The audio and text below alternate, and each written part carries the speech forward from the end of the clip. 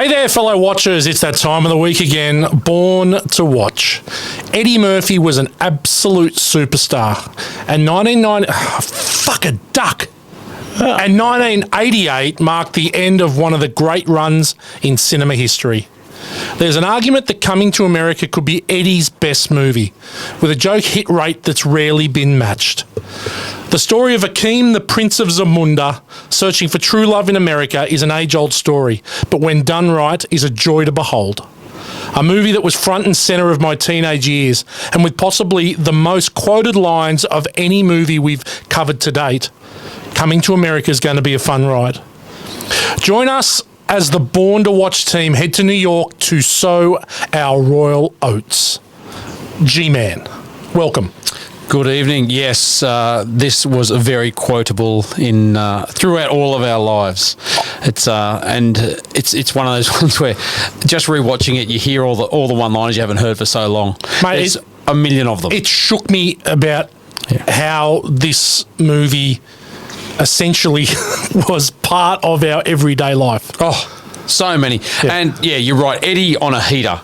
Coming to the end of his heater. But exactly. Quality start, quality entrance. Dan on the land. Welcome, my friend. I'm rooted. Why is that? Well, as you both well know, had a little bit of a shindig up at the land this past weekend, and geez, we drank a lot of piss, and yes, I even had to forego my calisthenics I normally have of a Monday evening prior to this recording because I'm completely knackered. Very good catch up with some of the city slickers. Showed them around the farm. Actually increased my poultry head as well, so I had a couple of chicks born over the weekend, which is very cute. So up to about 9 head of chicken now. So it's definitely, I think I get a few more grants and a few more subsidies. It's almost a commercial production, Morgs, up there. But thanks for showing us what life on the land is like. No, it's good. Look, I think it's, as kids, we used to go on excursions to farm stays and places where we just saw a bit of perspective. I think that I was able to show all you guys a different perspective this weekend, which is great. So, I hope we do it again soon. Yeah, Daniel, thank you for the hospitality. We spent a few days up there on the land, learned a lot. The kids became enamoured with your poultry. Some more than others. We've got a new nickname for Gow's young boy Charlie, the Colonel, as in Colonel Sanders. He's a chicken whisperer. He loved the chooks, didn't he?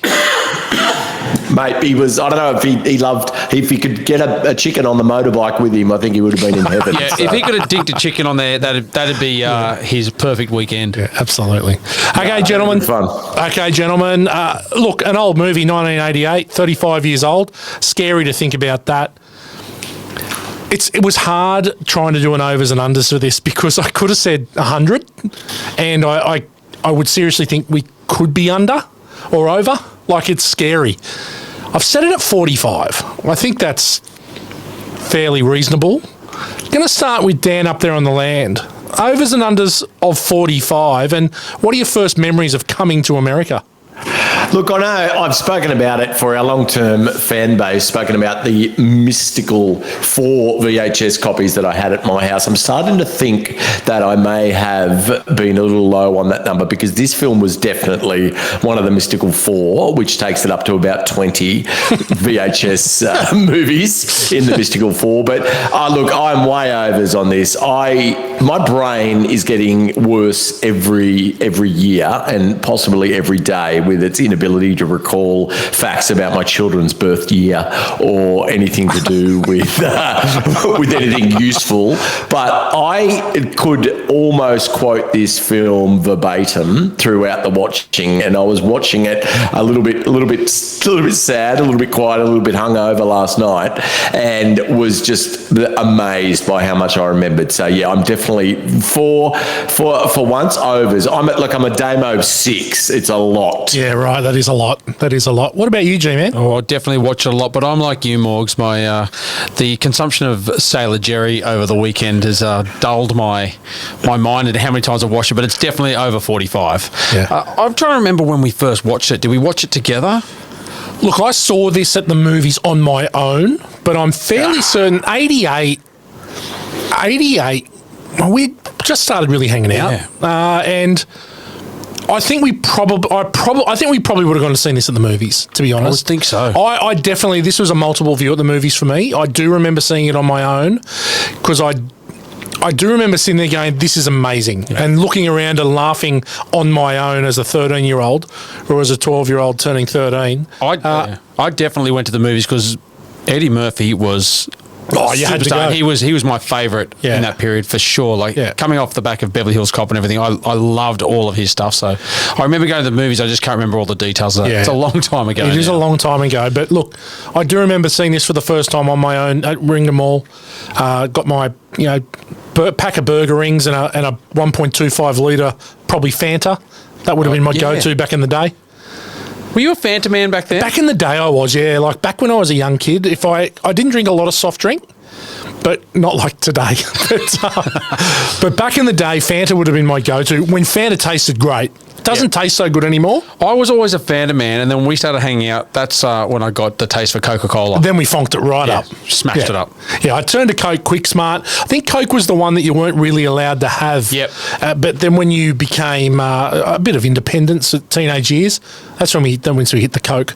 And there is nothing greater. There is no greater feeling. Well, there's maybe one or two greater feelings than cracking a can of Coke and the first sip. Oh, the ice cold. I've seen you take a whole can down in one sip, Gow. Glorious. Yeah, you're very good at that. Look, I'm way overs. I could be triple figures on this. This was a video shop darling. This went on in the evenings when I was on my own. It's even one of the ones where, if you're careful enough, you can pretty much play it during the afternoon on a Saturday when the shop's super busy, as long as you are ready to push mute or fast forward at certain stages. Okay, so that's good. So we're all overs, which is unusual of late. Did you just say push moot? Yes, I did. It's a soft M. That's always the goal, to push the moot. But well, that's it. I'm glad you picked that up. There was a lack of pushing moot on the weekend due to a lack of privacy. But anyway, look, let's move on and let's watch the trailer.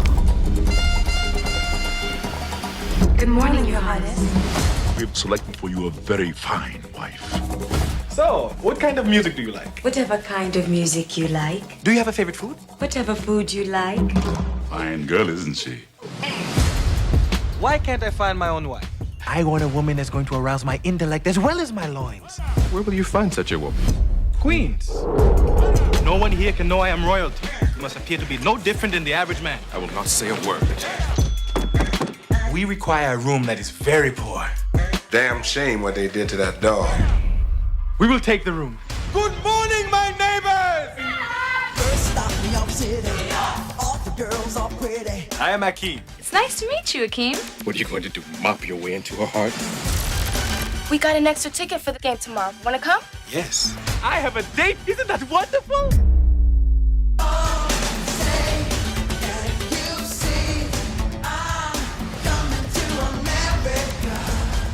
This is beautiful. What is that, velvet? Check the chocolate. He good. Oh my goodness, it is you. This is the greatest day of my life. It was very nice meeting you two. Who was that? Just the man I met in the restroom.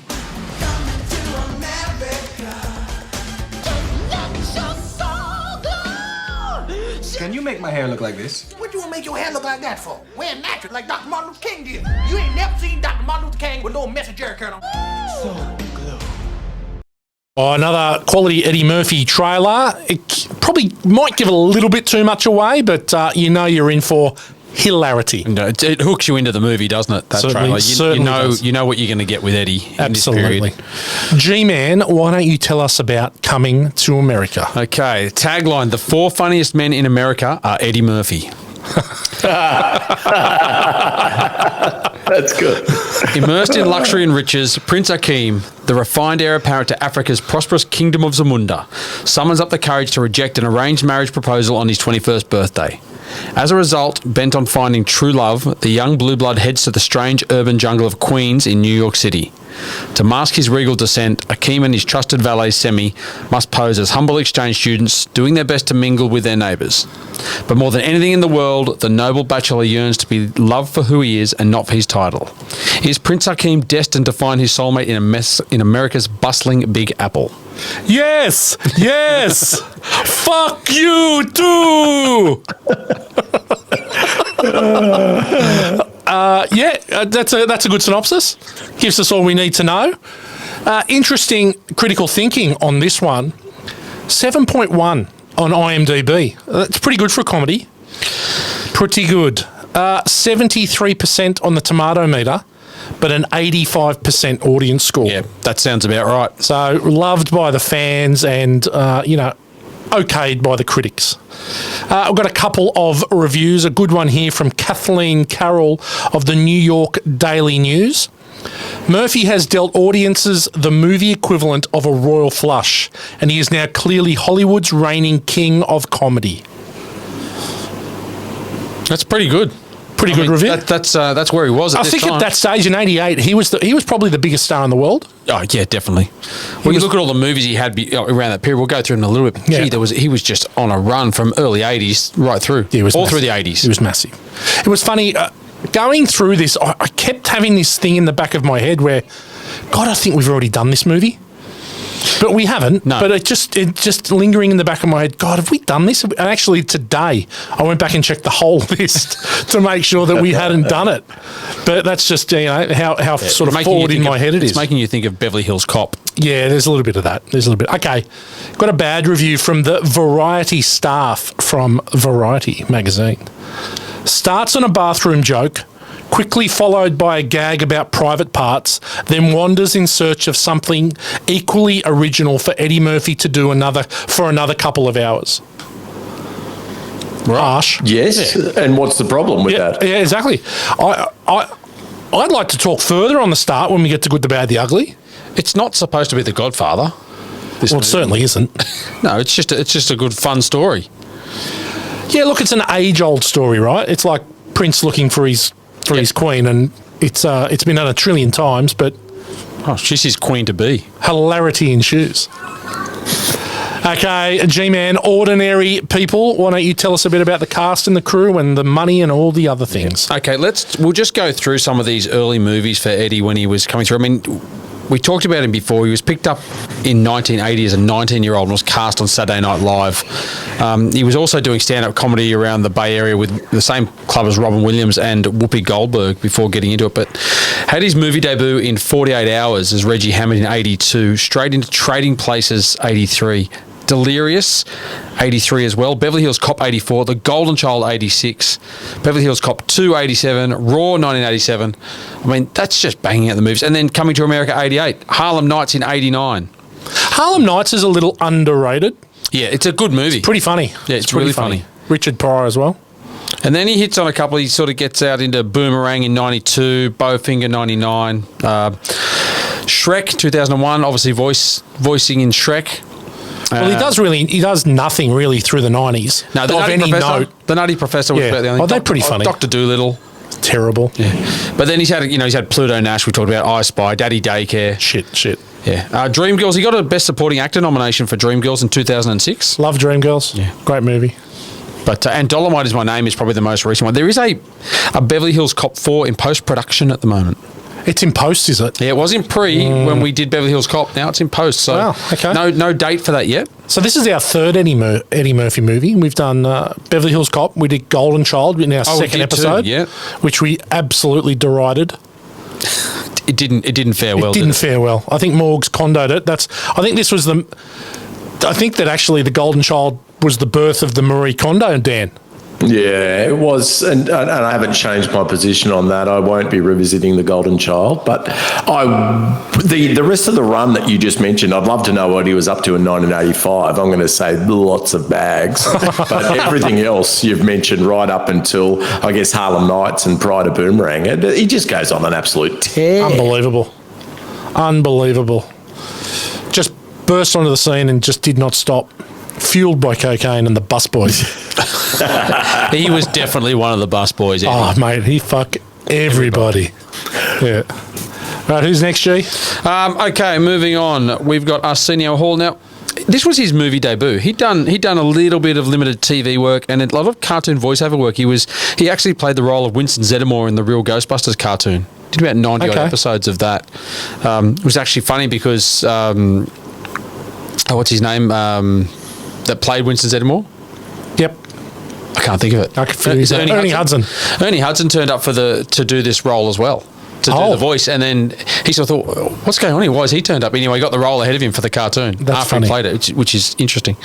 But yeah, he did that, and look, he also had a short-lived talk show in '84 alongside Alan Thicke on a show called Thick of the Night.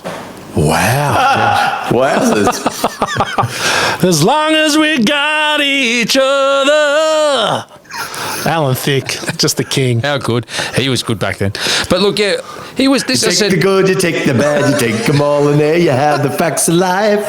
The facts of life. Was that Alan Thicke, or are you just singing a good song? No, that was Alan Thicke. Oh, mate. Sure he did heaps of them, didn't he? Yeah, he's the man. You better check, yeah. He's the man. But look, he made his movie. He's been in limited movies. He's in Harlem Nights in '89. He had a small role in that. He did a TV show called, do you remember Martial Law? Was that the with Sammo Hung? Yeah, he was. Okay, was that like a kung fu one, wasn't it? Yeah, he was like a Shanghai cop, and then he comes to the Los Angeles Police Department. Right. Okay. So he did that. That was like late '80s. But after that, he got his own show. He was actually a rotating host for Joan Rivers. Got fired from her show on Fox, and he was one of the rotating ones. He was so good at it, they gave him his own show. Yeah, the Arsenio Hall show went for ages. Yeah, 5 or 6 years. He did 170 odd episodes. He used to wear like shoulder pad jackets. Yeah. Big. He looked like a chock block. He did, mate. It was 89 to 94. So, just confirming that Alan Thicke did write The Facts of Life, and also, well, the world don't move to the beat of just one drum. What might be right for you may not be right for some. A man is born. Now we could be going on here. So anyway, well done, Alan Thicke. Alan's the best. Yeah. All right. Look, he also won Celebrity Apprentice 5 in 2012. Arsenio Hall. Right. That's about all he's done lately. Okay. Trumpy. He comes onto the screen in this film a star. Like, there is no... every scene he's in, he is brilliant. So I was very surprised to learn this was his first film role. He was excellent. Very good for someone that had to do multiple roles as well, right? Like, that was really, really good. Well, he would have cut his teeth, quite literally. He's got very similar teeth to you, G-Man. He would have cut his teeth in the comedy, like with live comedy, so he would have been ready to go. But yeah, he is. I agree with you, Dan. He's very funny in this movie. Can I also say I'm looking forward to the lookalikes today, because I think it's going to be very difficult for you to do Morgs-alikes, but I'm sure you'll find a way. I've got one. Nice.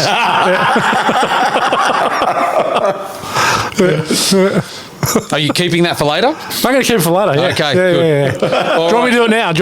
No. Okay. No, come on. All right, let's move on. James Earl Jones debuted in Dr. Strangelove in 1964. Yeah. Wowzers. I mean, he's 90-something. He was born in 1931.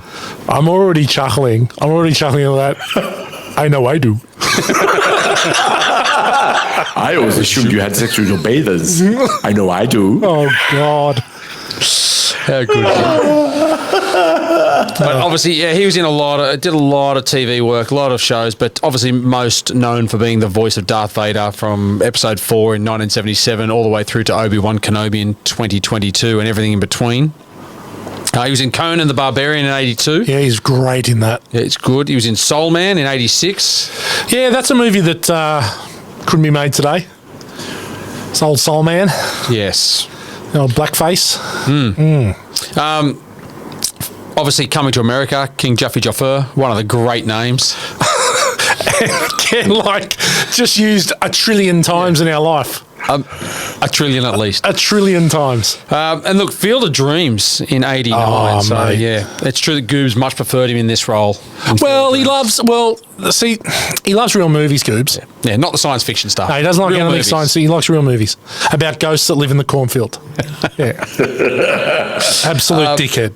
He's also in The Hunt for Red October in 1990, Patriot Games, same role, 92, and The Lion King, obviously the voice of Mufasa in 94.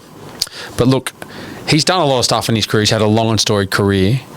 but possibly the highlight of his life and his whole career was his role as Frank Cuso, who was the team coach in Best of the Best in 1990, starring Eric Roberts and Chris Penn, Sally Kirkland. A team from the United States are going to compete against Korea in a Taekwondo tournament. The team consists of fighters from all over the country. Can they overcome their rivalry and work together to win? It's Chris Penn's skinny. Yeah. Skinny-ish, He's skinny Chris Penn, yeah. It's hugely underrated, Best of the Best. Great movie. Yeah, it's a good movie.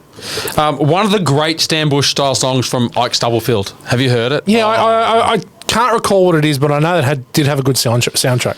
Here's the opening lines for you. Someone will win, someone will lose, someone will win. Only the strong will survive. Oh, well, there we go. Yeah, that's what it's you awesome. need. I would suggest everyone go look it up. It is a great Stan Bush style song. You're the best of the best. All right. Bring me down. You're the best of the best. All right. All right, let's move on. John Amos. Oh, good times. Temporary layoffs. Good times. Credit card rip-offs. Good times. Ain't we lucky we got 'em? Good times.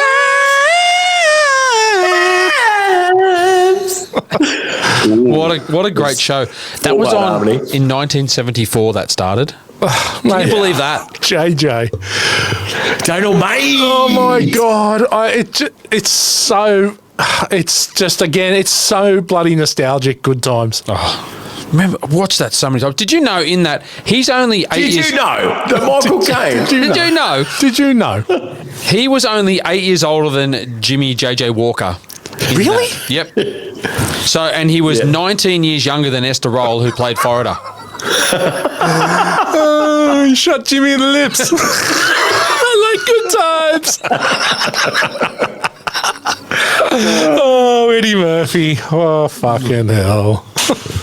I like good times.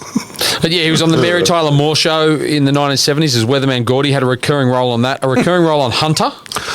Oh, you're right. Dole. Yeah, okay. Yeah. He was in Lock Up in '89 with Sly. Oh, great movie, Lock Up. It is a really good movie. Eclipse. Yeah. Die Hard 2. I was going to say, he's in one of the Die Hards, wasn't he? Yeah, he was Die Hard He's in 2. Die Hard 2. The He's general, the baddie who comes in to save it. General. Yeah. And he had a small role in Uncut Gems most recently as well. Oh, okay. I watched that. I watched that the other night again, and it's I can't watch that again. Can't watch it again. It's super. I haven't watched it. Is it one and done? Well, it's a one and done. No, it's a great movie, but it is. You've got to watch it like it's. Yeah, it is, but it is like. Is it heavy? It's heavy, man. Right. Okay. Yeah. It puts you through the emotional ringer because you're a gambling addict, right? Right. And you're like, what are you doing? No. All these decisions he's making. You're just like, no. Okay. It's got long. No, it doesn't have long John Sally in it. It's got everyone Kevin out there, Garnett. Go and watch it if you haven't. It is Uncut Gems. It's incredible. I've heard such good things about it. And I'll tell you what, Adam Sandler, very unlucky not to win awards for that. Yes. He was fucking amazing in it. Agree. All right, let's keep going. Shari Headley, she was Lisa McDowell. This was her first movie role as well in this. But a lot of just one-off TV after that. Quantum Leap, Matlock, Walker, Texas Ranger. She did a lot of TV. She was in The Guiding Light for a couple of years in the early 2000s. Then she was in All My Children for like 15 years. Wow. She did 226 odd episodes. She's got a big smile. Yeah. Huge smile. Yeah. But most recently Goosebumps 2 and in Coming to America, which the less we talk about, the better. Look, that's the last time we're going to mention the sequel. Yeah. Done. Yeah, done. All right, and quickly, Eric LaSalle, obviously, we couldn't leave him out. Just let your Soul Glo. One of the great songs. Oh my God. When he pulls up in the car and it's playing, and I'm thinking, I couldn't remember what would have made that better is if he turned the car off and the song cut then. That would have made it 10 times funnier. But just him putting his glasses on and getting out of the car is all time. What about he's got the little hair comb too? Oh my he sprays the hair and he's got the little comb to fluff the hair. Oh How my good is it God. when the family get off the lounge? Oh my God. And there's just the 3 oil spots on the lounge. Yeah, it's all time. It is all time. But obviously he's most well known for being Peter Benton in ER. He did obviously about 15 years of that as well himself. He was the stroppy doctor. Yeah. He was broody. I really loved ER for about the first 6 or 7 years. I was really into it. Yeah, it was a fantastic show. Fantastic show. But as with all those shows, you've got to keep the storylines going somehow. So yeah, it just how much can happen? I know how much. I know a lot can happen in an ER, but there you go. Yep. Okay, that's it. We won't tit on it. Okay, well done, G-Man. That's going to push us into 1988 hit, sleeper, or dud. Oh, we didn't do gross. Sorry, we didn't do gross. Okay, so let's do the gross, Gow. What about the dollars, Gow? How'd Coming to America go dollar-wise? Okay, look, 128 million domestically, 160.5 internationally for 288.8 worldwide. It had a $36 million budget and did 21.5 million on its opening weekend. So it was the number 3 movie dollar-wise for the year. It's a big movie. It was massive. Yeah. Now, it obviously got beaten out that year by Rain Man. So Rain Man won 4 or 5 Oscars, including Best Picture, Best Director, Best Actor. How many times have you seen Rain Man, G-Man? I've seen it quite a lot. Yeah, but how many times, you reckon? How many times? Don't know. Do you reckon 10? Yeah, maybe. Okay. How many times have you seen Coming to America? Heaps more. Okay. Yeah. That's the problem with the Oscars, right? It's Yeah. Hindsight, I'm not saying that Coming to America is going to win Best Picture, but, Yeah, look, I get it. I mean, that's a dramatic story. It's a fantastic movie. Rain Man's a great movie, don't get me wrong. But it's going to max out with how many times you can watch it. We watched Coming to America a lot as kids. It certainly appealed to us at that age. Certainly did. Certainly did. But yeah, it was third. Who Framed Roger Rabbit was in second spot, and Crocodile Dundee 2 and Twins in the top 5, rounding out the top 5. Wow. Crocodile Dundee 2 is a disappointment. Yes. It's not bad, but it's just a disappointment. I think it just came in with such massive hype after the first one that's rocketed up there. Yeah. Yeah. I would say charming, the first one, and then the second one was just a little bit, he just picked bits and pieces from other movies and squashed it into a screenplay. It was, I agree, disappointing. Only surpassed by Crocodile Dundee 3, which was a steaming pile of excrement. And Crocodile Dundee 4, which was the bacteria in Crocodile Dundee 3's excrement. Yes. Well played. Yes. All right, 1988 hit, sleeper, or dud. I'll start. My hit, Midnight Run. Robert De Niro, Charles Grodin, Dennis Farina, and Yaphet Kotto. A bounty hunter pursues a former mafia accountant who is also being chased by a rival bounty hunter, the FBI, and his old mob boss after jumping bail. I was very, very late to Midnight Run. I saw this, I'm going to say, 2011. I saw Midnight Run for the first time in my life. And I've probably watched it 5 or 6 times since then. It is... Have you guys seen it? I've seen it once, but a long time ago. Maybe once or twice I've seen it. That's about it. Revisit it. I vaguely remember Dennis Farina for sure. It's very, very good. Charles Grodin in it is hilarious. And Robert De Niro he's always great, but this is a really good movie that's underrated, under the radar, needs to be watched. G-Man? Are you into sleep already? Is this hit? This is hit. This is hit. You described it as sleeper. No, I said it's flown under the radar, but it's my hit. Right. Yeah. Okay. Yeah. G-Man. There's a few good movies going around in this year. I mean, there's a couple we could have picked. I went with Young Guns. I love choice, Young Great Good movie. Choice. Yeah. Regulators! Lou Diamond Phillips, Kiefer Sutherland, Charlie Sheen, Dermot Mulroney, all-star ensemble cast, and just a cracking movie. Great soundtrack.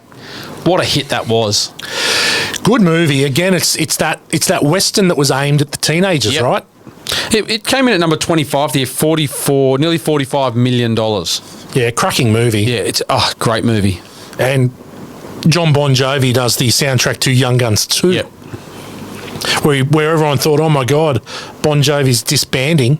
I was heartbroken.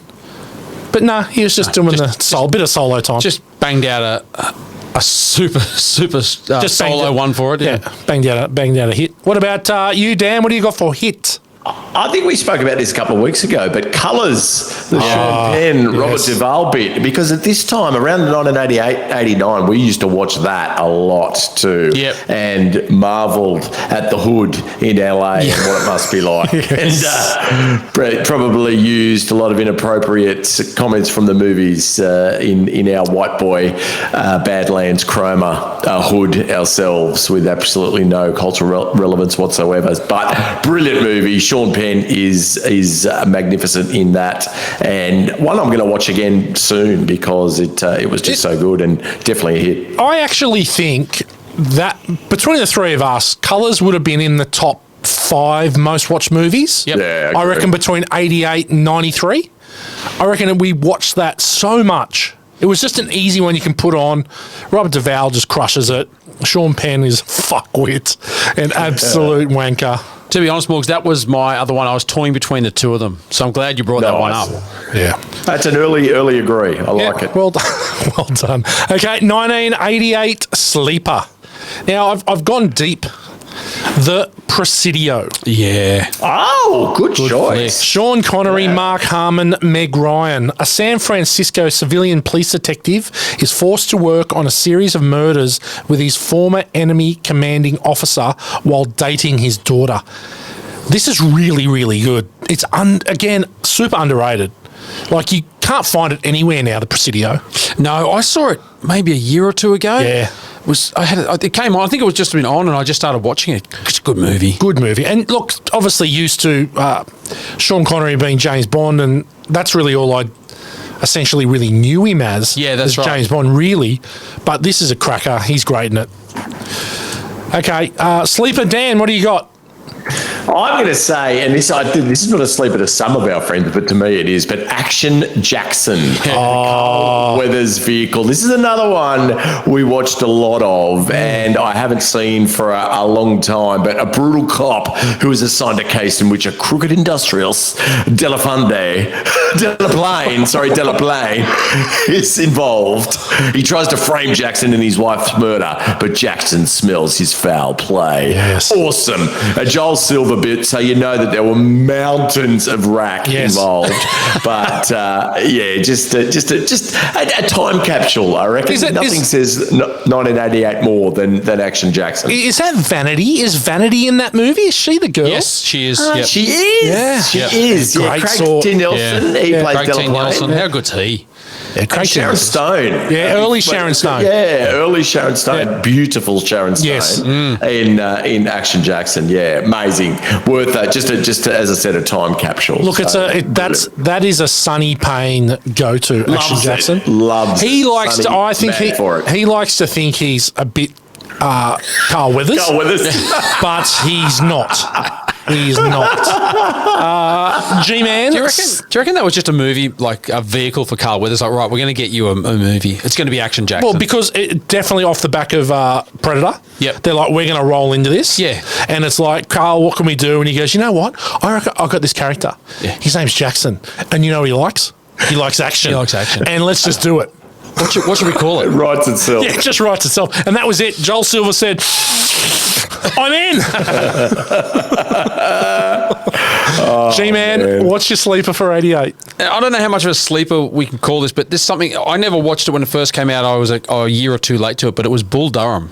Mate, one of the great sports movies. I'm big for Bull Durham. Yeah. What a great sports movie. What a great, like Kevin Costner in his prime, Susan Sarandon, Tim Robbins. Yeah. What a great flick. Yeah. And I remember it came out and I heard all the fanfare. I never got to watch it, and then I did, and then I was thinking, why didn't I go and see this earlier? Yeah, look, what a great movie. Is one of the great sports movies. Very close to being my hit for the year. Yeah. But I left it out.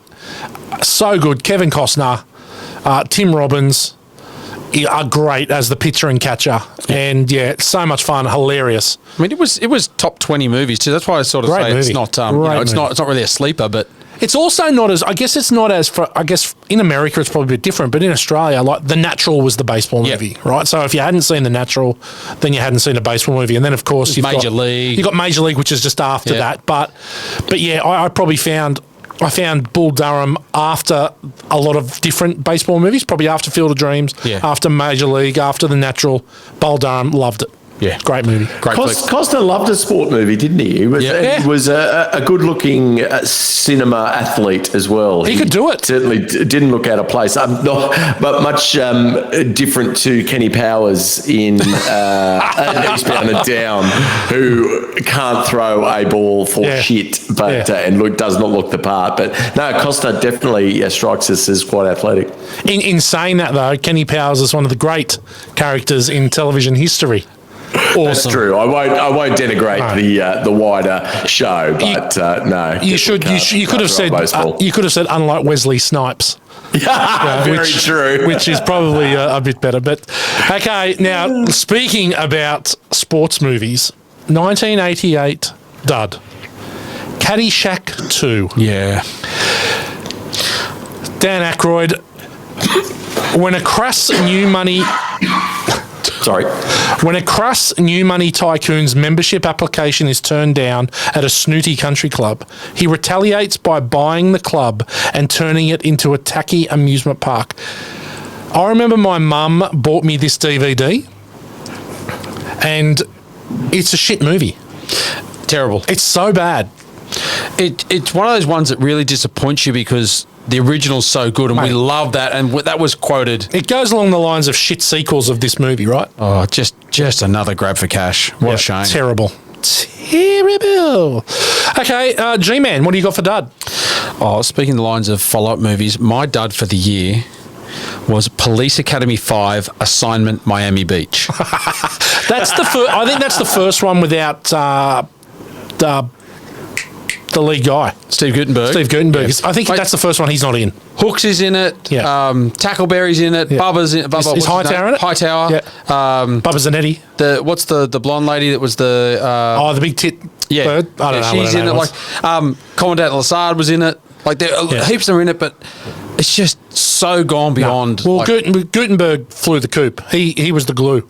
Yeah, well, mate, once we got the Citizens on Patrol at number 4, you knew it was bad, and then this came out. There was more after. So I think there was a 6 as well. Mate, there's heaps. There's Crazy. heaps of them. Okay, Dan, finish us up with your dud for the year. Yeah, I see your Caddyshack 2 and I raise you an Iron Eagle 2, which was only bettered itself by Iron Eagle 3. But Iron Eagle, I've got a soft spot for. It's the kids are smarter than the adults. Yep. Typical fare. Some nice moments in there of exhilaration where the mighty US takes on the world and gets it. But this one, absolutely horrible. IMDb gave it a 3.8, and I think that was generous. Louis Gossett Jr. came back, who I do like, and also Doug Masters, Jason Gedrick, but a sequel that was not necessary, and unfortunately it was a one and done. That was Marie Kondo before Marie Kondo was a thing. Yeah. Awful. Well, let's be honest though, Jason Gedrick, he didn't have much in the way. He was going to die as Timmy. Is it Timmy in Backdraft? Backdraft. Yeah. He's annoying, and we want him to die. We want him to be backdrafted. Make sure you check that door, kid. Yeah, wow. I'm just saying, please backdraft him. Yes, thankfully he was backdrafted, but yeah. I got to say, I think that's the first time the three of us have done 3 sequels as duds. I think that's well done, and they're all shit too. Really Terrible. Nice. Do not watch. No. Well done, team. Let's move into a question time. Okay. How quickly do you get bored if you're the Prince of Zamunda? He seems to be bored. Horribly bored. Yeah. He's sitting around doing the same thing every day. Yeah. But aren't you just living there doing that your whole life? Imagine 21. rooting different birds every day and your cock cleaned in the morning. It'd be terrible. He was happy with the baths. Oh, was he though? He was just like, he even looked bored in that. Well, he did in the morning. I quite like the bathing. Yeah, I don't know. I think, is he spoilt brat? Is he spoilt? Or is it... Well, Of course, but I think that the character development. I think the wider question is the use of this Zamunda, this African nation, as a completely different portrayal of Africa and Africans in cinema. So I think I'd like to look a little bit more at this in film school for Fwiz this week, because yes, while it looks like he is just a dilettante with nothing to do and heaps of freight, and he's cock getting cleaned every morning by Perfect Salts. It's actually a very interesting choice by the screenwriters. So let's circle back on that one. All right, let's do that. Okay, now surely is the line in the sand having personal bum wipers? Do you not go, like, you've got a line and you got up to there where you've got your cock being cleaned in the bath every morning, but then on the other side of the line is someone wiping your ass? Is that the line you shouldn't cross? Yeah. No, the line you shouldn't cross is if you were the Prince of Zamunda, because then the wipers would have to front wipe you. They'd have to hold your todger and wipe your notcher onto your ball sack. So no, you've no, Daniel, you don't understand, mate. You don't understand. You finished before then. You've folded and you've done. It's in the bowl. The poor old prince would get toxic shock in his first year of life. Which I'm surprised you've survived for this many years. I've got one of the cleanest undercarriages you've ever known. Kids do not front wipe. I'll tell you what it did do. It did give us one of the funniest one-liners. Wipers? Oh my God. But the look he gives him before that, like, oh my God, as if we're going to let you wipe your own ass. Yeah, most amusing, sir. Yeah, most amusing, sir. Wipers! Oh, God. Okay, so there's no way on earth that McDonald's is allowing McDale's to stay open, right? No. There is no... Mate, they are sued to within an inch of their life. There's someone here to see you. Are they from McDonald's? McDonald's gave permission for this to be depicted in the film, which I think is a stroke of genius. That's smart, man. Yeah, forward thinking for 1988. So, no, I think they did very well. And when he pulls out the actual McDonald's operations God, when someone bursts into his office. No, that was very smart. Well played, McDonald's marketing team. One of the better uses of your IP in film. They got the Big Mac. We got the Big Mac. It's the greatest. We both got 2 all-beef paddle special sauce, lettuce, and cheese. Pickled onions, but their bun has sesame seeds and ours doesn't. So good. Oh, very, very funny. Brilliant. Okay, so finally, in the same situation, you're not knocking back Patrice, right? You're taking the easy one, then you're going to move that to the side and have a crack at the old sister. I don't think he did knock it back. No, getting a tug job in the stands doesn't count. No, he wasn't into it, was he? No, he was. He had eyes on one prize. Yeah, he was straight after. What's her name? Lisa. Yeah. No, surely Patrice is a good sort. I'll tell you what, Patrice made her way around. She didn't mind. She was dishing it out. She wasn't waiting for her sister to say no. Nah, she was straight in for Daryl too at the end. Yeah, that's what I mean. Yeah. She went from her. She went from Akeem to Semi to Daryl. To Daryl. Yeah. She didn't care. Perfect salts. So I had my daughters were up last night when I started watching this. Thankfully, they missed the whole Royal Penises Clean Your Highness bit, but then they sat down and they watched the original ceremony with his betrothed wife, and they had to go off to bed. And I was like, okay, girls, off to bed. And so Emily hopped down to bed going, ooh,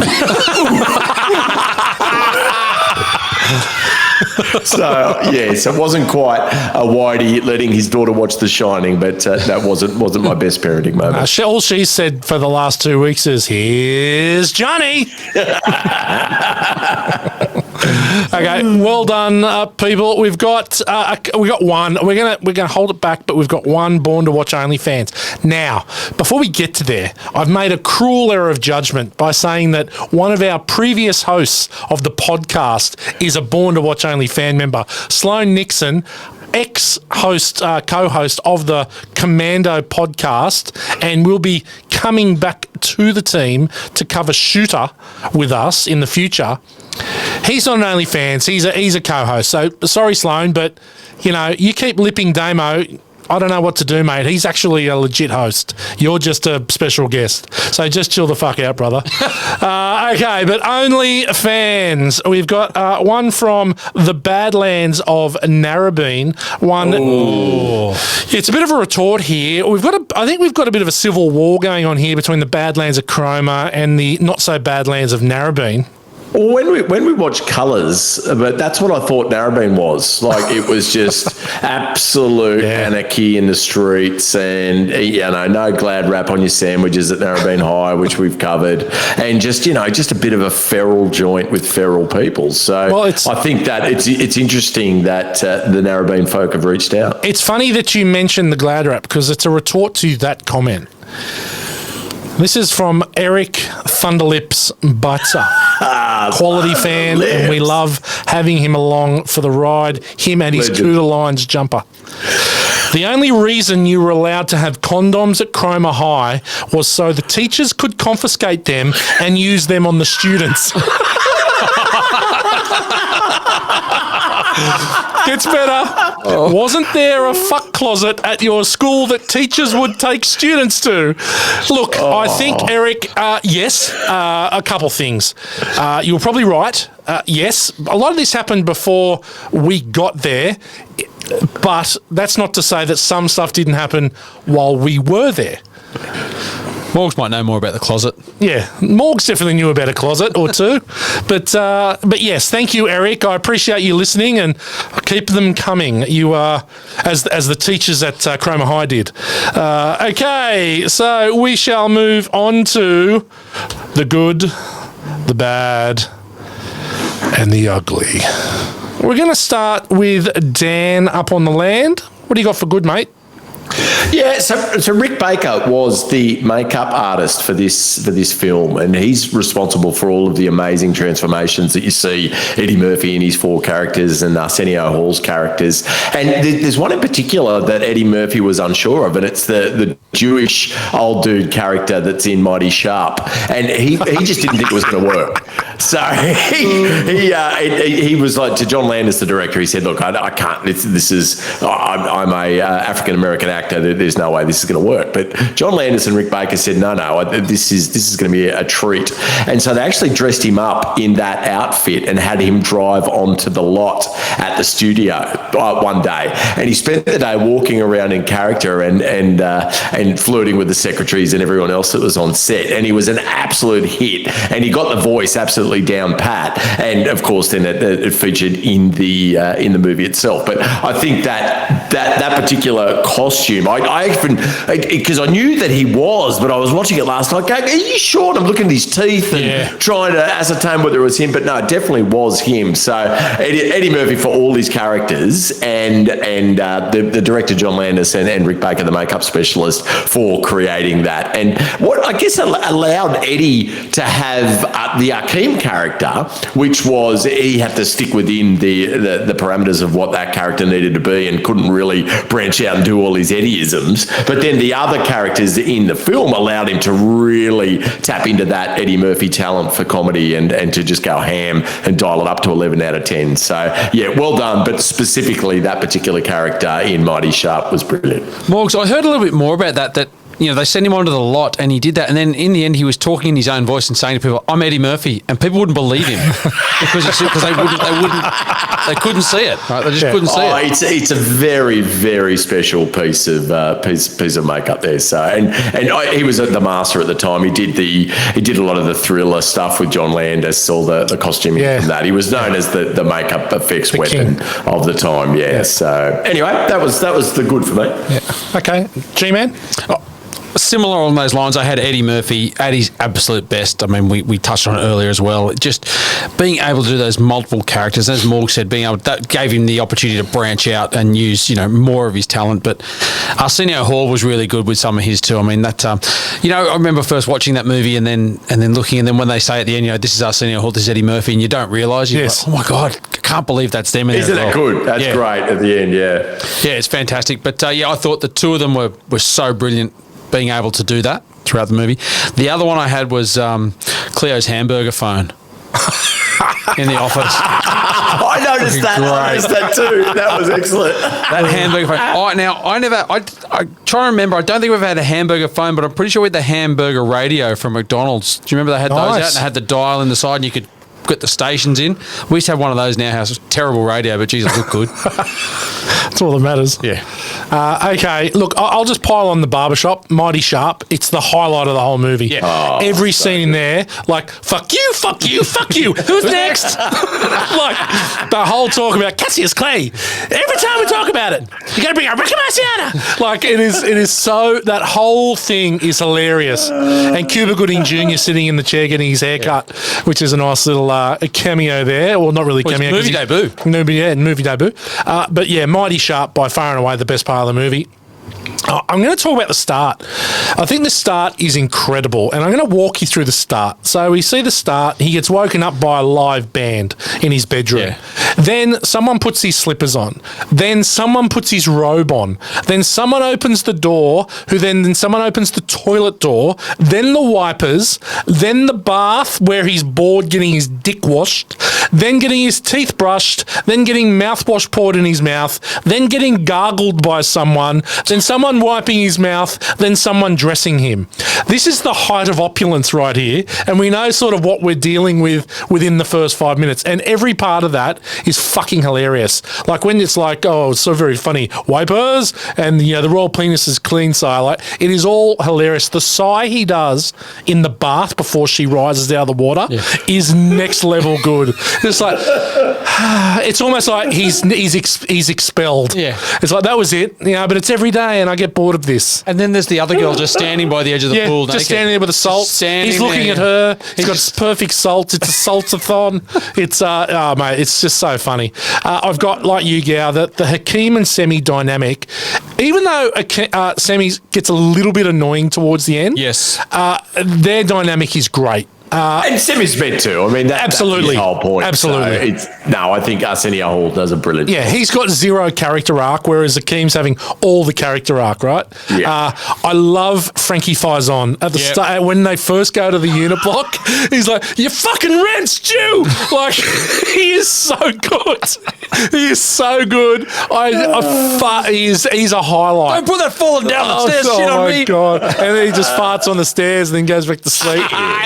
It's very, very funny. The speed dating in the nightclub, where it goes all through all the different women. Man's going to go more than an hour and a half to get me off, and then finally it's the Morgs lookalike with if Morgs was a woman, and it's Arsenio Hall with the flowing locks, and it's I'm going to eat you up, tear you apart, and your friend too. I remember we dressed up in female garb for our Bucks days, Gow and I, and yes, I was a particularly ugly woman. Yes, so yes. I do tend to agree. That's a good call. Yeah. Okay. Black Awareness Pageant is next level funny. So Reverend Brown is so fucking funny, and it is the people in the audience like, hallelujah and amen. Can I get amen? The people. Oh, mate, I was crying watching that again, and then when he introduces Randy Johnson and he sings, The Greatest Love of All, and he does the first original mic drop, points to the crowd, and then points to the side, and then walks off. I'd forgotten about that part. First mic drop. That's the start of mic drop, right? That's the first. That's it. I loved it when they go, here comes Randy Johnson, and then Randy Watson. Randy Watson. And then there's like three people clap. And they introduce him. You might know him from, he's Timmy from blah, blah, blah, blah, blah. And it's just like, fucking hell. That boy's good. Yeah, that boy's good. The Policeman John episode of How's Your Mama? That's it. Something like that, yeah. Loved it how Daryl just gets the plate and then just passes it on. Oh, just mate. Looks and goes, no. Daryl's a scumbag, mate. It's great. Absolute scumbag. And, of course, we've spoken about it, but Soul Glo. Everything to do with Soul Glo is hilarious. It's a quality product, and it's just such a everything about it is the best. I just wish that they had it on as music in his car when he turned his car off. But anyway, back to the Reverend quickly. I remember thinking last night how much of that was written on the page and how much Arsenio came up with that character, because I'm with you. I think it was just absolutely fantastic, and that whole scene, the way it burst, it was like, no, that's just comedic genius. You can't write that. That's ad-libbed. That's 100% ad-libbed that. And like, he is crushing it. And just the look when he's so fucking funny. Like, and that's the one character, he actually doesn't look like him. I reckon that's the one where I was like, I know that's Arsenio Hall, but I was looking for his teeth. I was looking for the giveaway, but I'm like, that is so well done. Gout choppers. No, you did very well to hide Gow's teeth. Okay, let's get on to the bad. Daniel, hit it.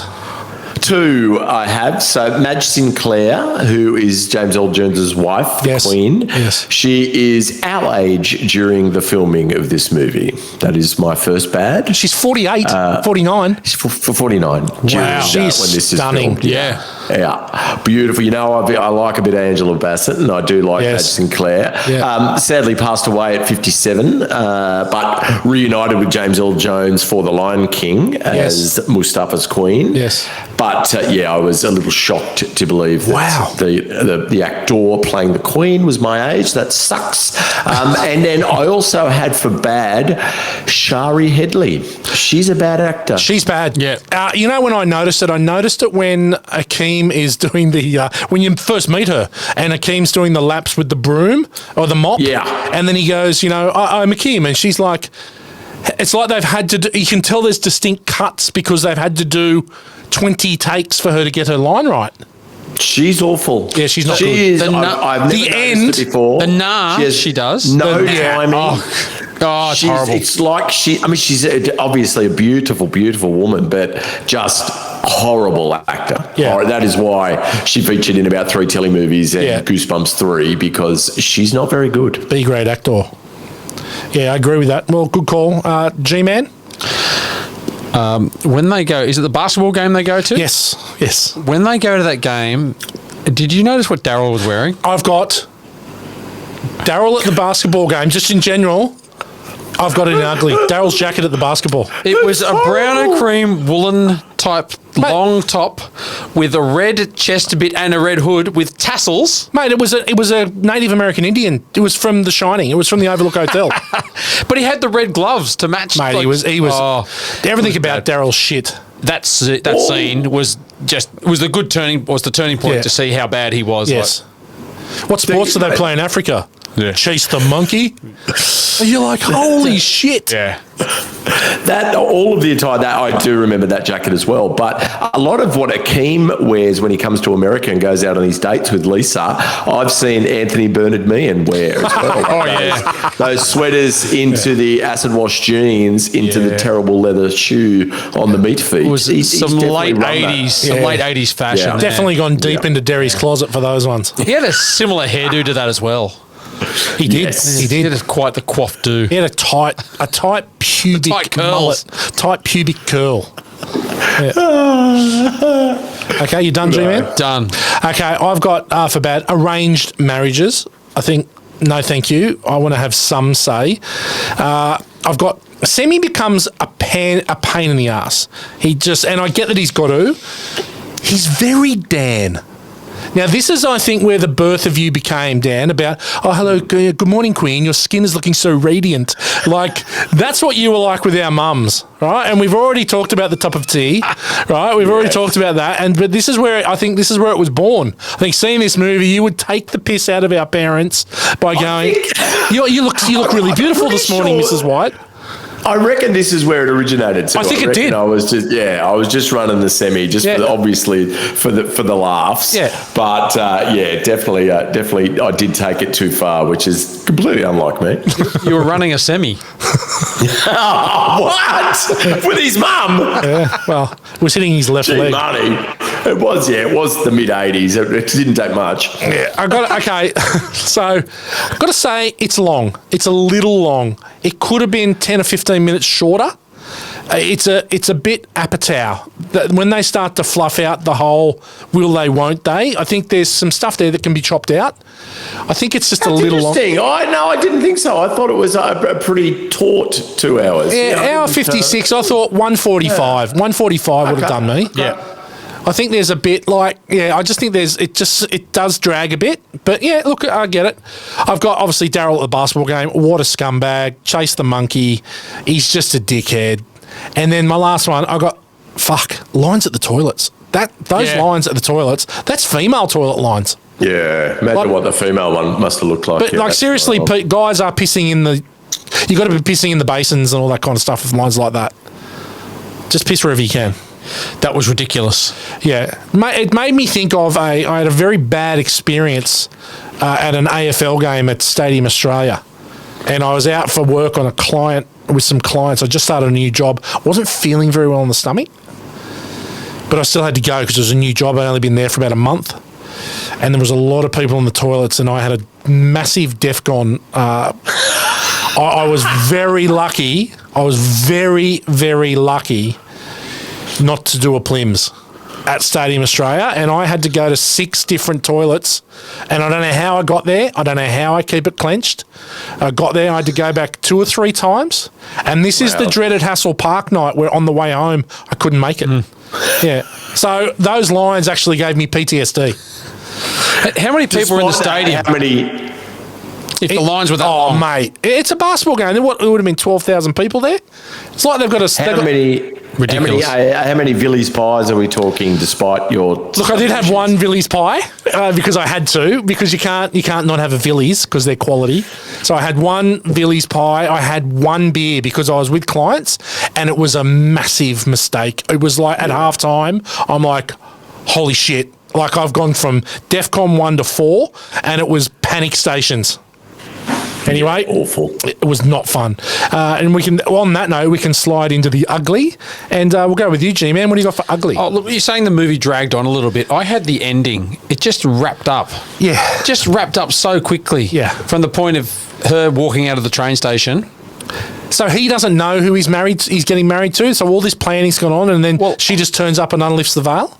Yes. Yeah. And that's the thing, but the whole movie dragged on, all that stuff in the dad's house, all that running around, and then she walks off the train and says, no, it won't work, and the next thing, 5 minutes later, the movie's ended with them happily married living in Zamunda. Yeah. So I just thought that after all that 2 hours of time, it just really, and all the setup, all of that.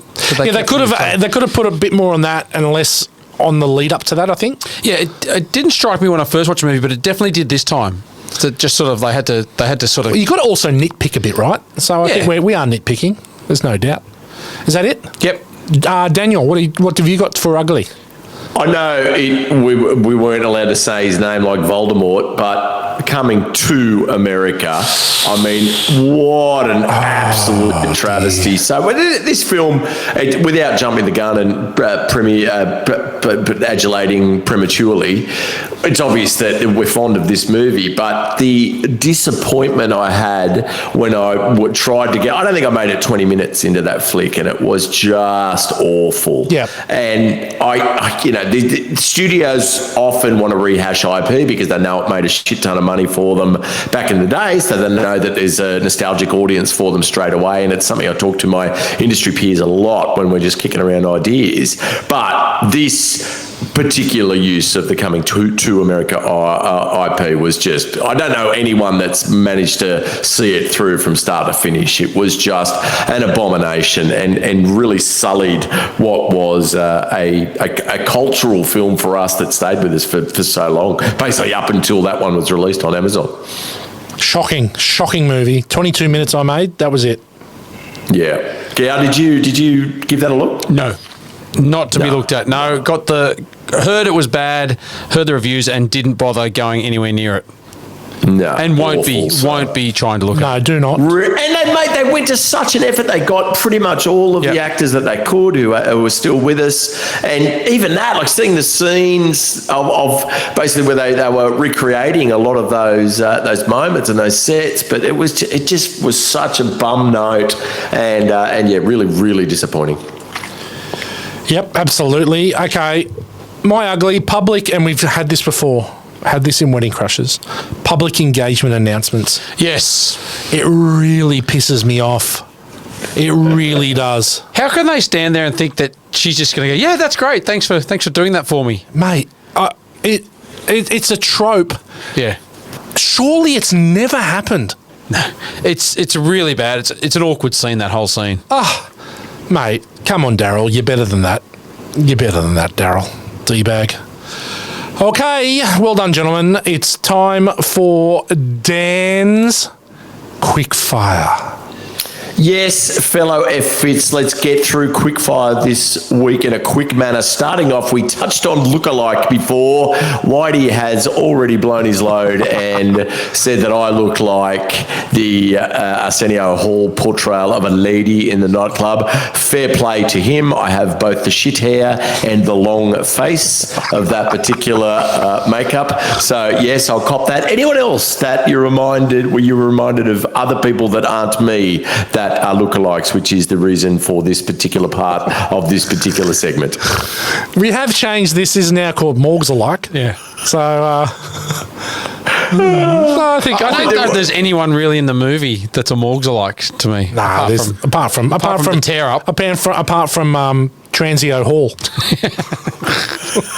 Yes, that was pretty scary. Okay, we'll move on then. Wax on, wax off for a scene that's passed into popular culture. Now, for us, many scenes and many quotes have passed on into popular culture. Do you think it is as widespread, or are we just unique in loving this film and using it so often in our quotes between ourselves and our friends? I think the box office would say that it was very popular and that it's been embraced by pop culture, but I don't think probably to the extent that maybe we did. Because I reckon there's 25 quotes in this movie that we would have used. There's tons, but you always hear people referring to sexual chocolate. Like you always hear people for sure. Sexual chocolate. The royal penis is clean, sexual chocolate, wipers. Pop up. So wipers! Yeah. Definitely. No, I agree. I think there are many examples of these scenes from this film passing over into popular culture. Let's not dive too deep into them. Yep. Philip Stuckey in Pretty Woman, Jason Alexander's douchebag character. Who was the biggest douchebag? I mean, look, obviously Eric DeSalle is the obvious choice, but anyone else there that suffered from douchebaggery? Semi? Cleo's a bit of a dick. Yeah. I think the dad's a bit of a dick, and as soon as he finds out that they're rich, he's all over it. Yeah. Although he does, I thought that too, but then he does come back when he starts to.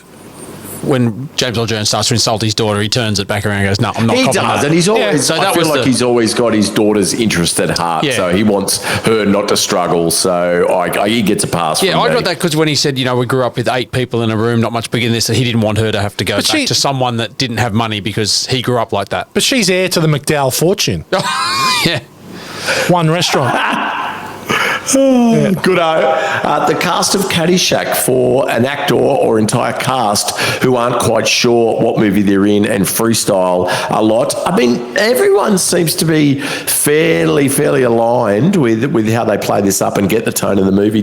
Was there anything that was jarring? The only one for me was the callback to Trading Places with the Duke brothers. I didn't like it. It's a reference. I mean, Trading Places is not a big movie for me, so I was aware of the reference, but it got a lot of screen time that possibly wasn't necessary. What did you guys feel? It felt like a bit of a wank for John Landis for me. I felt like it did feel like a bit of a wank, and I think it's one of those ones where it's just an in-joke.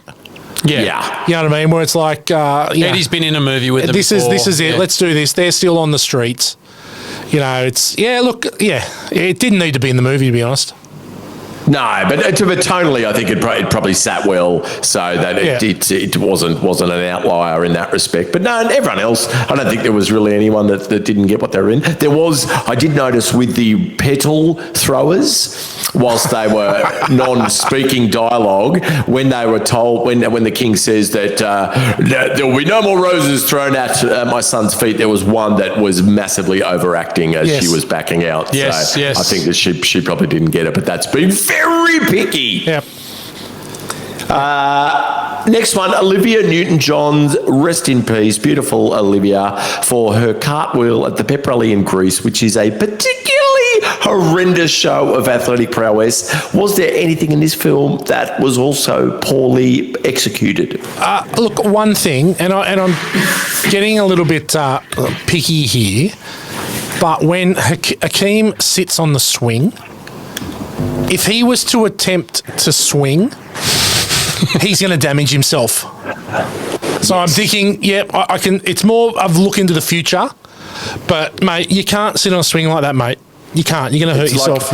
It's like a Minority Report.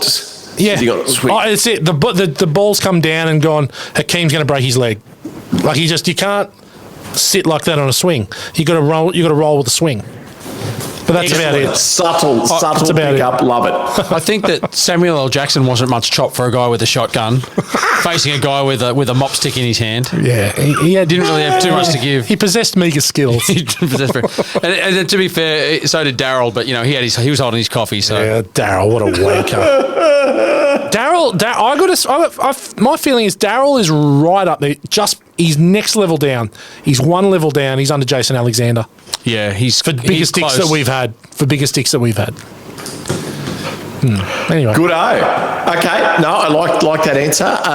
Robot sentries for an additional scene that the director could have thrown in there for us, which tells us a little bit more about the actors and what predicament, or a little bit more about the story, a la our favourite Aliens, when we find out what shit the Space Marines are at.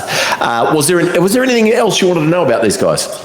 No, not me. I think it's pretty well covered in the movie. You get the gist of the story pretty well. Yeah, nothing missing there. I'm good. Agreed. Last and not least, Whitey's Brad Pitt for the actor you'd most like to have skyrockets in flight.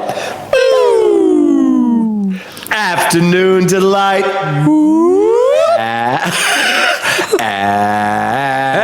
Afternoon delight. I thought we might have some three-part harmony on the end of that, so we didn't get that one. We might sing out with that one. Sounds good. All right. So, yes, anyone that particularly took your fancy? You go, G, because I've got a few. I thought Shari Headley was quite good looking. Yeah. Really pretty. Very pretty girl. I'm not sure about Patrice, but yeah, definitely Shari Headley. Okay. I'm all over Patrice. Yeah? Yeah.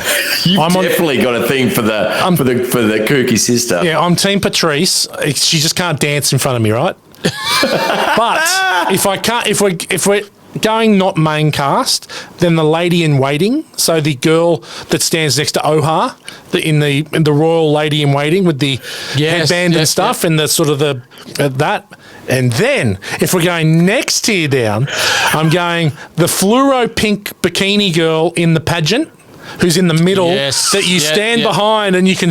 She's like a 50 out of 10. You can't really get to really see her very closely, but she got the curves where they're supposed to be the curves. She got the titties that go pow. Excellent analysis. I'd also like to throw in there Madge Sinclair. Just because, for sure. She teach a few things, I reckon. I like a bit of older African American myself. So excellent. Well played, everyone. That is Quickfire. You got a very particular set of taste. Oh, God. Listen to this. G-Man, take it away. Okay, couple here for you. We talked about Trading Places. There was going to be a point where Paul Gleason was going to be asked to reprise his role of Clarence Beeks. Okay. From Trading Places into the movie. I don't know how they would have got it in, but in the end, it got. He had to turn it down because he was committed to Die Hard. Well, he couldn't do that. It's a shame that Jamie Lee Curtis didn't reprise her role from Trading Places. Incredible. The bit where Cleo falls over when he runs up the stairs, that was a mistake. Okay. They didn't mean him to trip, but it was obviously so funny. Yeah. And then I wondered about that. Yeah, that's because I thought, geez, that's either brilliant acting or he's just balls that up completely. He balls it up completely, and then he just ran with it and ran out, and they thought it was too funny. We've got to leave it in because it kind of suits that scene so perfectly. Oh, it's perfect. It's perfect. Yeah. Sidney Poitier was originally considered for the role, James L. Jones' role of King Jaffe Jaffer, and Vanessa Williams was considered for the role of Lisa McDowell. Okay, in the future, can you please refer to him as Sidney Poitier? I said Poitiers. Poitiers. What? No, you did what? Poitiers. I got one. Well, wait, before you go on, when we were kids, the Playboy of Vanessa Williams. Oh, yeah. Oh my goodness, what a stunning, stunning woman she was. Someday the sun goes down in June. You went and saved the best for last. Terrible in a razor. Terrible in a razor. Terrible movie. What about the most of the dance performed by the royal dancers before presenting Prince Akeem's queen to be is a high tempo rendition of Michael Jackson's Thriller. Ooh. Yeah. Okay.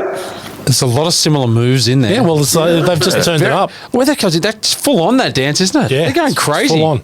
So Paula Abdul was involved in that too, I believe. She was she choreographed part of it. I think she was involved in it, yeah. She took 2 steps forward, but then took 2 steps back. Yeah. I We remember stick that. together because up. It's attracting. You know. Okay. Just a natural fact. Oh, God. So John Amos had a huge affinity and relationship with McDonald's, having worked there as it was his in the first ever McDonald's restaurant in Canada, and he also starred in a famous ad, a McDonald's commercial in 1971 called "Grab a Bucket and Mop," and the scene where Cleo stares at Akeem trying to mop is an in-joke in reference to the commercial. That's awesome. Yeah, great. Oh, deep. And what about when the barbers call Akeem Kunta Kinte? John Amos actually played the adult Kunta Kinte in Roots. Yep. Yeah, very funny. Roots. Very harsh. Hard watch. Yeah. What about, in Eddie Murphy and Arsenio Hall revealed in 2021 that Louis Anderson, the only white person in the whole cast in the McDonald's, pretty soon will make assistant manager. The studio said you need to put him in. You need to put a white comic in. And so they were like, oh, really? Okay. So they didn't, they also gave him a couple other options, but they chose him, but they said there needs to be a white comedian appear in the movie. Wow. Yeah. So there we go. Any more, G-Man? Quick one. When King Jaffy Jaffer comes to the house and he's trying to get Akeem, and he says to him, "Do not alert him to my presence. I will deal with him myself." That's direct from Star Wars. Yeah. And it's just the in-joke. Yeah. It's a riff on the I shall deal with him myself when Luke comes to Endor. Yes, that's right. Yep. So what about Eddie Murphy's demands included $1,500 a week for his personal trainer, around-the-clock chauffeur service, a valet, and $1,000 a week for his brother to appear as his stand-in. Just getting your brother some cash. Oh, mate. His brother looks exactly like him. Charlie. Yeah. Charlie. Yeah. And you know the song that they walk into the nightclub in? I don't forget, it's I Got It or whatever, when they walk into the nightclub. Yeah. Actually, Eddie Murphy, that's on I like to party. He was singing it. I think. Yeah, he sang it. It was him singing in the background. It's so funny. Awful. Yeah. They also they filmed a pilot for a TV show after this, but it got cancelled because it was terrible. Yeah. No, I couldn't see it being stretched into TV land, especially one of those 22-ep seasons that they were fond of back then. No. They made a great movie. It was awesome, funny. You got to leave it there. Yeah, Alan Thicke could have done the theme for it, though. Arsenio would have got him in for sure. For sure. Okay, anyone got anything else? No, that's it. Nah. Okay, let's move into what could be the biggest quotables section ever. We'll start with you, G. What do you got? You just alluded to it. There's so many, right? We'll go through them all, but mine was going to be Maurice in the Shore. Hey, I started out mopping the floor just like you guys, but now I'm washing lettuce. Soon I'll be on fries, then the grill. Pretty soon I'll make assistant manager, and that's when the big bucks start rolling in. I got to say, I reckon that still gets used today. Yep. Yeah, pretty soon you make assistant manager. I said it to my son. When my son got a job at Macca's, I go, mate, pretty soon you make assistant manager. Like, I say it, I reckon I would say it 5 times a year. I think any time anyone talks about their job, Yeah. that Yeah, I got a promotion. Anytime. Yeah, pretty soon you make assistant manager. Yeah, very funny. There are so many. I won't go to the whole. I mean, that whole thing you talked about in Mighty Sharp. Yes. They go to the bottom. I won't go to the whole thing. God. His mama called him Clee. I'm gonna call him Clee. Everything that gets said in Mighty Sharp is incredibly funny. Yeah. And perfect. I like, this is a bit more of a bit of an understated one. Lisa says to him, they're just about to kiss, Lisa and Kim are about to kiss, and she goes, what about Patrice? And he goes, I am not interested in Patrice. And she goes, what about Daryl? And he goes, I am not interested in Daryl either. That was good. Yeah. And what about after they come home from the nightclub? And this is the first time. This is again the first time I've heard it. After he comes from the nightclub, the terrible night trying to pick up chicks, and Akeem says to Semi, "Is it my imagination, or does every woman in New York have severe emotional problems?" So funny. The yes, fuck you too. There are so many. It's thick and fast there for a while. Yeah, Fuck you. Who's next? Excellent writing, well delivered. No, the screenwriters have done a brilliant job. Yeah. Interface gets used a lot too. Interface. Yes, interface. Oh my god, that was interface. Yeah, it's very funny. I wouldn't have stood up.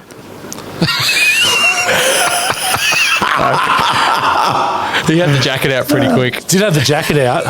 Well, that Patrice, she was a piece of work. Yeah, she was a goer. She was a piece of work. She was a goer. She might have been Canadian. Anyway. Okay, anything, Daniel? I'm sure it's a no. It's a long one, but I just love that he did not bit in Mighty Sharp. So, sweet, I met Dr. Martin Luther King once. You lying. You ain't never met Dr. Martin Luther King.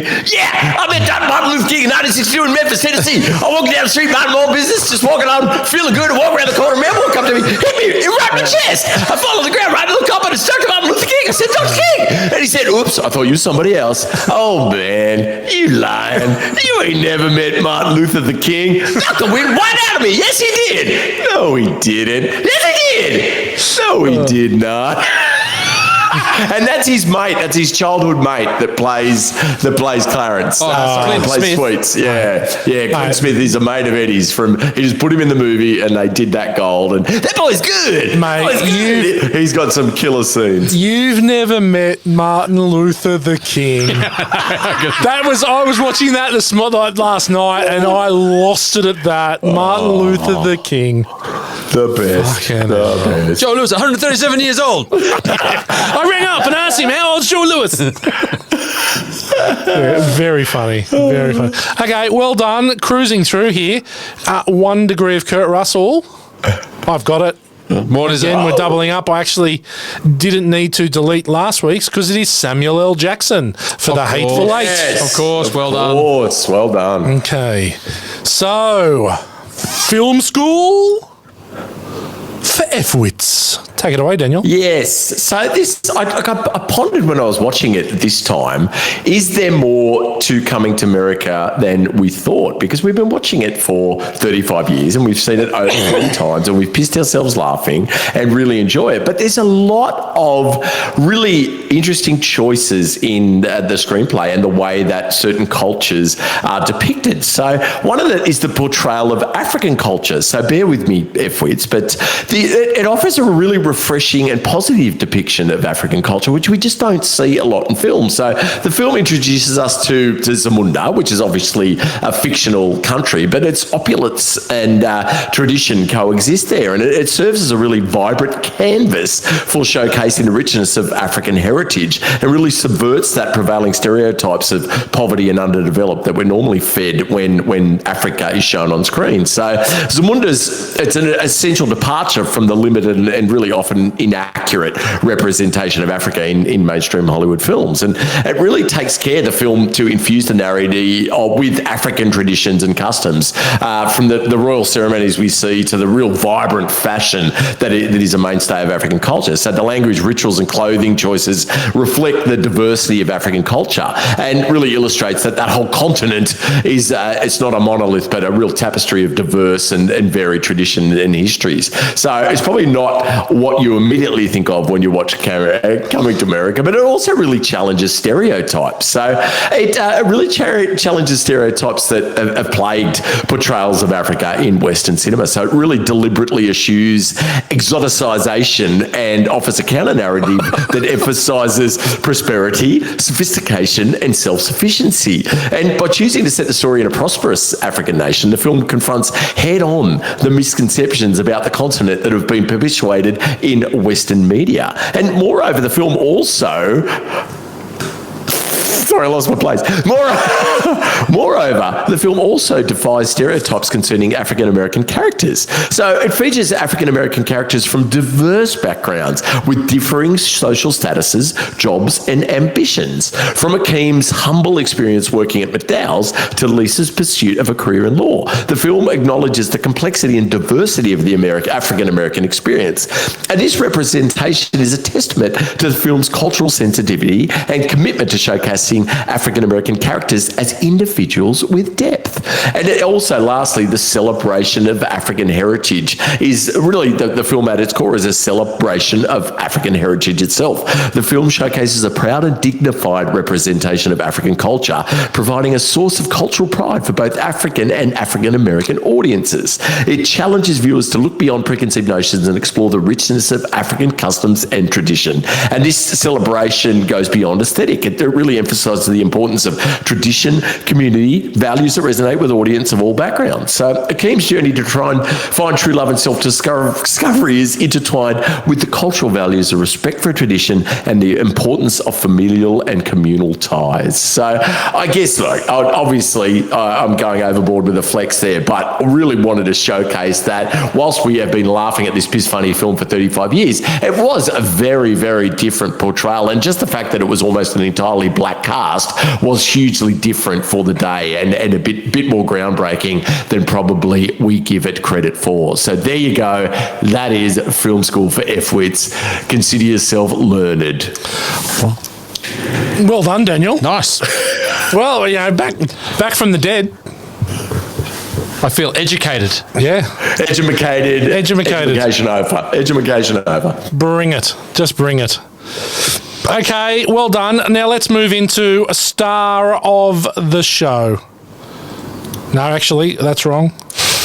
That's wrong. Okay, and from one film school into another schooling, it's Stan Bush Kickass credit song, and Dan is back. You haven't done one for a while, Daniel. No, I've managed to dodge it like a sneaky little fucker, and I've let you guys take it on for a while. So it was my turn. I've had a proper go with this one as well. I haven't just done my bit where I pick on one word and then say it over and again and drop a cunt bomb in there for shock value. I've actually had a go, so I've actually just got to give me a second because I remember my melody. So that's fine. Just hang on. Particular set of skills.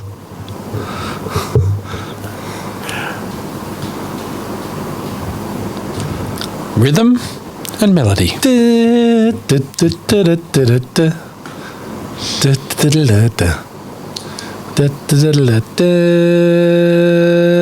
right, I think I've got it. Okay. All right, here we go. In the theme of Stan Bush Kick-Ass credit song, it's called In the Land of Zamunda, and here we go. In the land of Zamunda, where dreams are born, a prince with a vision in the early morn. He left his throne, he crossed the sea to find his queen, his destiny. In the land of Zamunda, where dreams come alive, a prince left his palace on a quest to survive. He's on a hunt for true love in a world so vast, leaving riches behind in search of a love that will last. Whoa, he's coming to America, sowing his royal loins in the city of dreams where the neon sky Starline joins. From the palace to the streets, he's ready to ignite. Gonna find true love, yeah, he's making right tonight. Is the moon to where the laughter supreme? The royal penis is clean. Oh, it's not just a dream. From Greece to Africa, oh, we're chasing the gleam. In coming to America, it's a royal regime. So let's dance through the night like a king and queen. Zamunda's calling and it's a beautiful scene. The royal penis is clean in this comedy dream. We're living the tale of a prince. Can't you see what I mean? Yeah. Oh, whoa, yeah. That was really good. You're back. See what happens when you put a little bit of an effort in? That's right. Right. Absolutely knocked it out of the park. Super song, There we go. In the land of Zamunda, thank you. Well done, Daniel. That's a cracker. When we do our Kickass episode, I reckon that's going to be in there. They might get a start, right? I'm looking forward to that. I can't remember many of them, but there's a couple of standouts. I think Damo is my favourite so far of all of them, but you two have done some absolute crackers as well. So looking forward to it. No, it should be fun. It's called Kickass Credit a Retrospective, Volume 1. Excellent. Coming soon. Excellent. Can't wait for it. Okay, now let's move into a star of the show. We'll start with you, G. Geez, it's hard to go past Eddie. I mean, that's the obvious choice here, isn't it? He's so good. And as I said, Arsenio Hall is right behind him, being able to play multiple characters. I'm going to give it to Eddie for that. That was just something that you didn't see many people being able to do that, and it really showed how awesome he was at that time. He just killed it. Yeah, agree. Daniel? Yeah, of course, that would be an obvious choice. I'm actually going to go with Rick Baker, though. The special effects makeup, absolute extraordinaire for just what he was able to do, making us think, is that actually him with a lot of these characters? I think it's probably a little underpraised, his role in this film, and I'm going to fix that right now and give my special award to you, Mr. Rick Baker. Well played. Yeah, good choice. Rick Baker, he's a legend. I'm going with Eddie. 4 characters, all crackers, so funny. Just the stuff in Mighty Sharp is enough. Akeem's probably my least favourite character out of all of his characters. The rest of them are just absolutely hilarious. It's Eddie Murphy at his best. Well done. Okay, coming to America, obviously, for us growing up as teenagers in the late 80s, early 90s, it was a staple. We watched it a hell of a lot, and it's been a part of our lives and a big part of our lives for a long, long time. So we're going to move into the rank bank. And today I've got Royal Penis Cleaners. I've got Slimy Jerry Curls, Soul Glos, Sexual Chocolates, Assistant Managers, Barking Wives to Be, and In the Faces. Do we get anything else we think? No, I like Assistant Managers just because it's we've been using it for 35 years, so I think it needs to be elevated. The big bucks. Yeah, go with Assistant Managers. I think it is Assistant Managers. I'm glad. It's not often we were all on the same page, but there we are now. So we'll start with you up on the land. Daniel, how many Assistant Managers are you going to give Coming to America? Really enjoyed this. Haven't seen it in a long time, but there was no dead spots. I was surprised at how much I was able to recall the dialogue. Had a great time. No Marie Kondo for this. There will be plenty of revisits for Coming to America in the future. I'm going to give it 4 for Assistant Managers. Wow, that's high praise for Daniel. High praise. Same score as The Shining. Well done. Yep. Really enjoyed it. G-Man, how many Assistant Managers are you giving Coming to America? So I'm right on the same lines. I had 4 for that as well. Just a great rewatch. Haven't watched it for a while. Cracking movie. Yep. Really funny. Heaps of one-liners that you've forgotten about. Just sheer enjoyment. Yeah, just really like a great fun ride the whole way. And a lot of nostalgia in this movie as well. It's hard to go past because it made, as we've talked about, it made a large part of our life, and the jokes that we've had and the one-liners we keep spewing out to this day. Yeah. So I'm giving it 4. Okay. This is a hard one for me. I love this movie. I'm giving it 3.75, and it's just because I thought it might be a little bit long. I was, up until this watch, it would have been a 4 every day of the week, but I'm going to give it a 3.75 Assistant Managers. G-Man, where is that going to put Coming to America in the rank bank? Oh, give me a second. When you're ready, G-Man. It's just when we changed it and it puts it up there, now got to go find it. Where is it? Lucky we can edit this. It'll sound just like you've just gone. Exactly. Boom. Morgs is falling asleep. Just let your soul you've taken all my energy, that's glow. for sure. Soul Glo. Where's it come in at? It's 3.92. Oh, yeah, got it now. Okay. All right.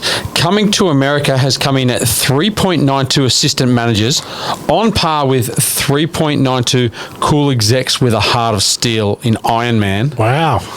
Right above 3.83 set of skills for Taken. And just below 3.94 elaborate European flat tops. For Commando. So this puts us into 39 or equal 38th spot on the list. It's right in the middle. Yeah, right in the middle. Yeah, right in the middle. I reckon that's a good spot. Yeah, it's. I tell you what, it's getting pretty full. The rank bank. There's a lot of movies around that 4. 3.8 to 4.2. There's a lot of movies there. I think we're getting it right. I think we got this one right. It's about an 8 out of 10. There's no doubt. A lot of fun. Look, if you loved Coming to America, what are you going to watch? G-Man.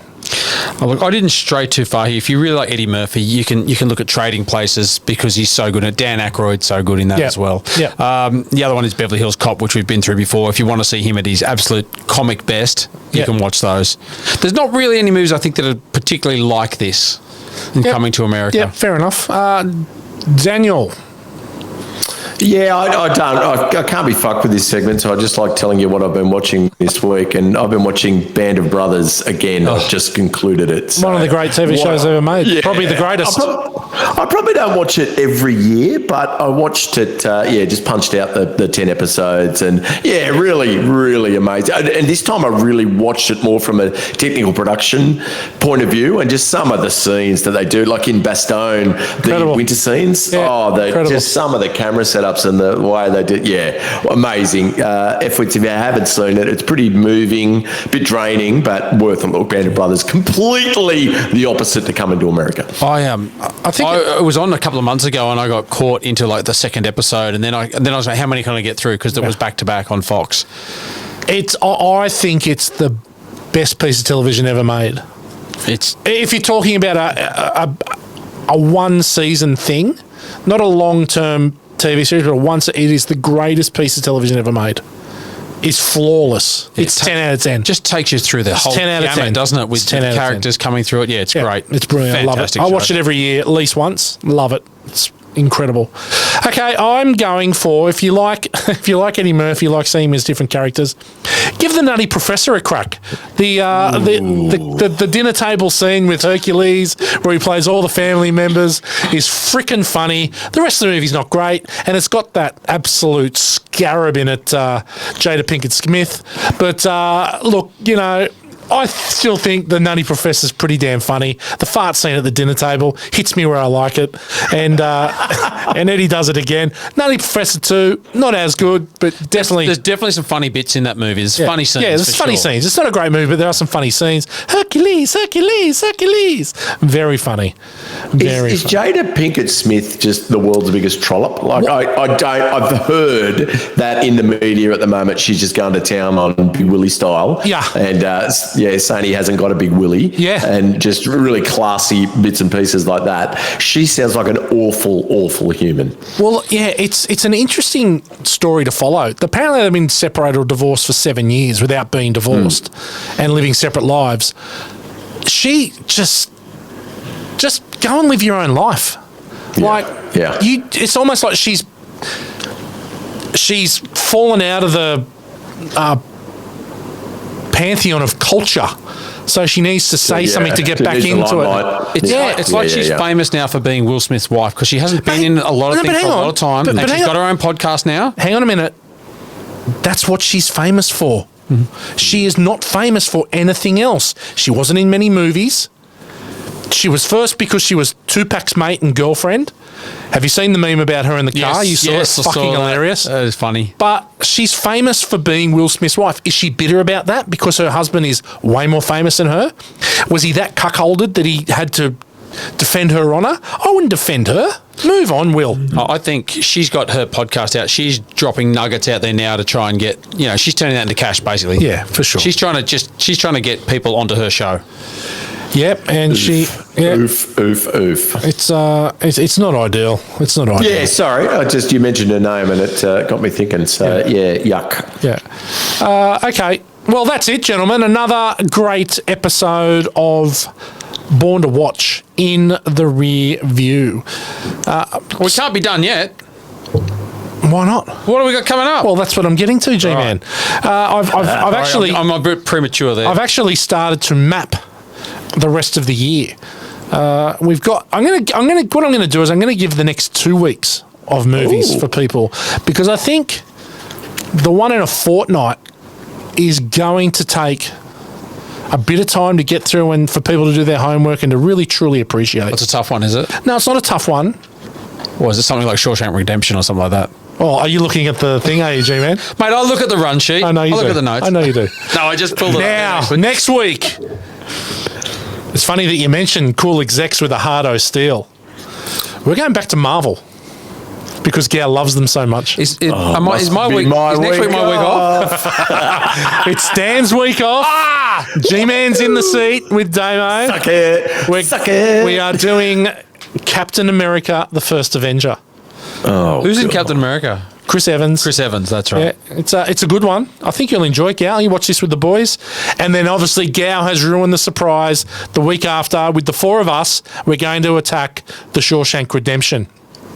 Now, is that number one on IMDb? That is number one. Top 250? Okay. That is number one. Okay. I haven't seen it for a long time. Obviously, remember enjoying it. But, I'm looking forward to revisiting it to see how it holds up. Yeah, it's very good still today. Andy Duprat, did he kill his wife? Yeah, Andy, and Red.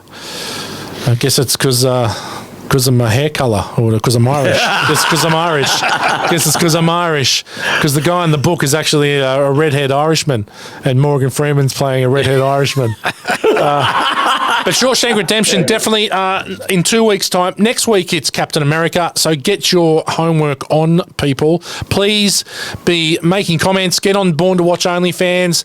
Get on Watchers Unite Facebook page. Get on the Instagram. Get on TikTok. Follow. Please share to your friends. The more the merrier.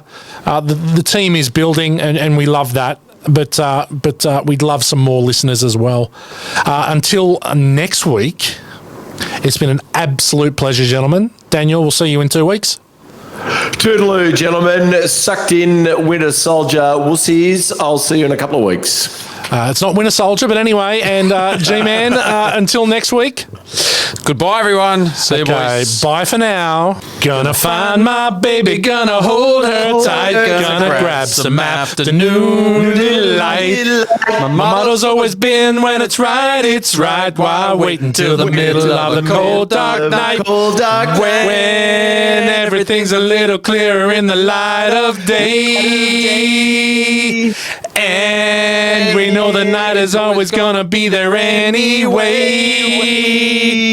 Thinking of he's working up my appetite, looking forward to a little afternoon delight. Rubbing sticks and stones together makes the sparks ignite, and the thought of loving you is getting so exciting. Sky rockets in flight. Woo! Afternoon delight.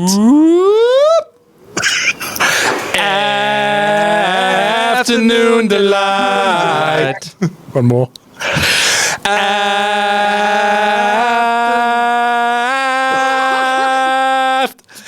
Afternoon delight.